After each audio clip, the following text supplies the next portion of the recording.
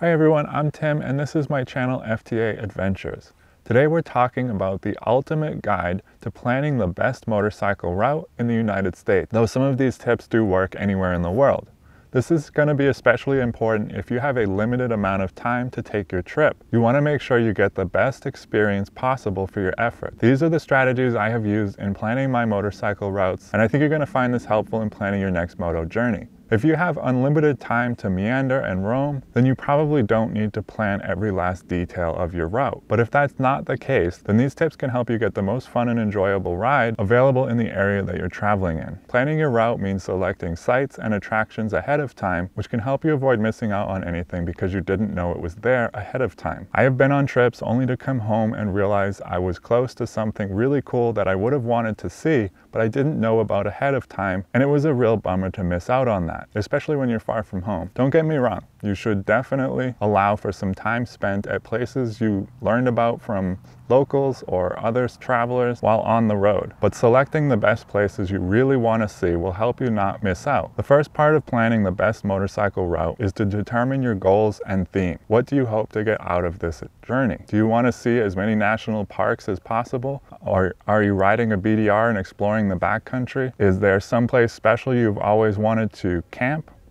There are endless possibilities, but it helps to have some kind of goal in mind, whatever that may be. You can define your travel objective, and this will help in the next steps of planning. This could be adventure, nature, historical, culinary, or likely a combination of some of these. Aligning your route with a specific theme helps to enhance the overall experience. The next step is to research and gather information.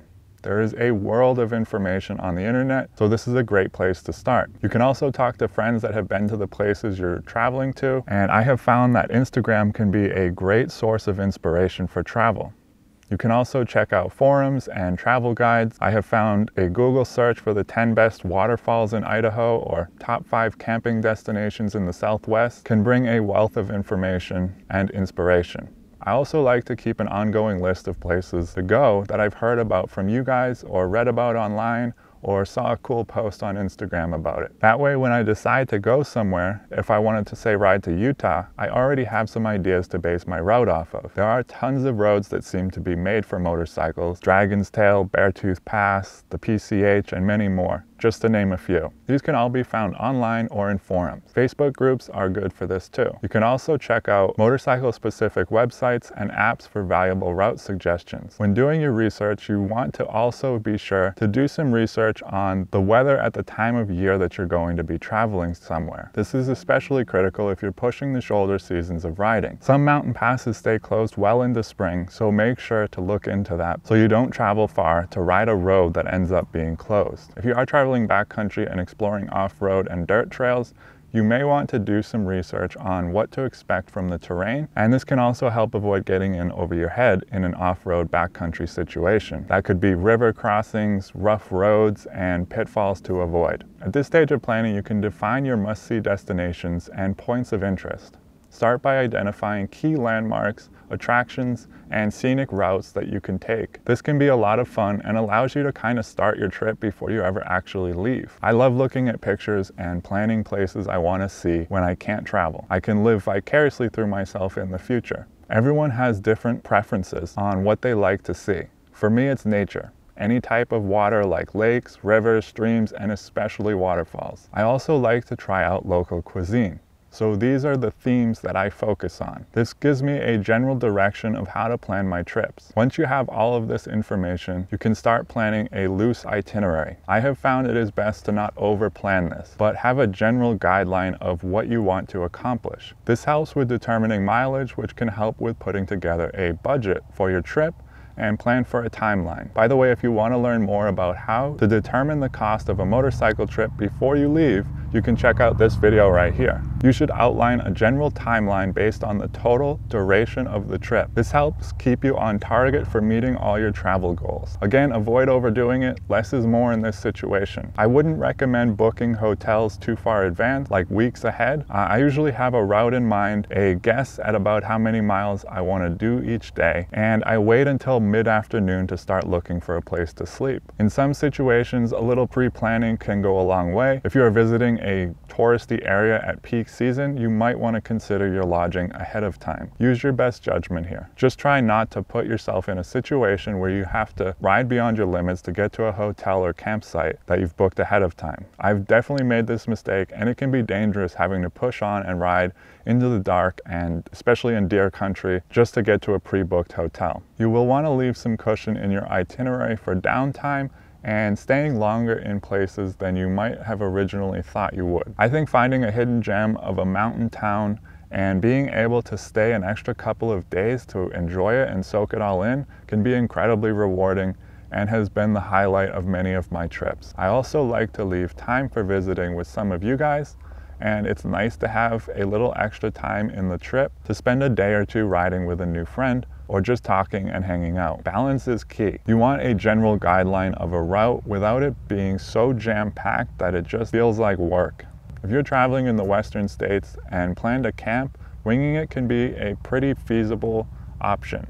There are tons of camping available in national forests and BLM land, and reservations are not needed. This can be a little tricky on the East Coast though, but it is still possible and I have done it. You just have to be a little more creative.